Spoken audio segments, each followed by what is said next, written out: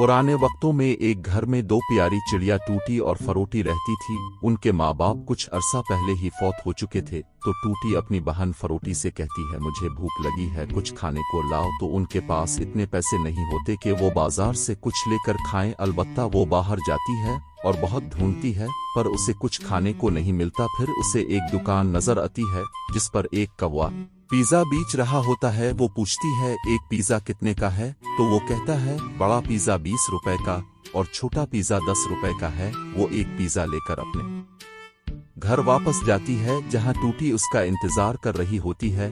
वो वहां जाकर अपनी बहन को पिज्जा देती है। तो इतने में फरोटी को एक ख्याल आता है, क्यों ना वो ये पिज्जा बनाकर बेचा करे। लेकिन उनके पास सामान नहीं होता। तो वो जल्दी से सारा सामान बाजार से जाकर सामान ले आते हैं और जल्दी से पिज्जा बनाना शुरू कर देते हैं। वो जल्दी से मजेदार पिज्जे तैयार करते हैं और बेचने के लिए निकल पड़ते हैं। देखते ही देखते तमाम परिंदे और जानवर उनका पिज्जा को खाने आ जाते हैं और पिज्जे जल्द ही खत्म हो जाती है, जिससे उनके पास पैसे आते हैं और वो हर रोज उसी तरह पिज्जे बनाकर बेचने लग जाते हैं। बस कुछ ही दिनों में वो अपनी एक दुकान खरीद लेते हैं। क्योंकि उनका काम बढ़ने लगता है तो फरोटी अपनी बहन को स्कूल में दाखिल करवाती है और वो हर रोज स्कूल जाती है और वो एक अच्छा सा घर खरीद लेते हैं और अपनी जिंदगी हंसी खुशी गुजारने लगते हैं। तो हमें इस कहानी से सबक मिलता है, कभी भी मेहनत जाय नहीं होती। हमें चाहिए कि हम जो भी काम करें इसमें दिल लगाकर और मेहनत से करें।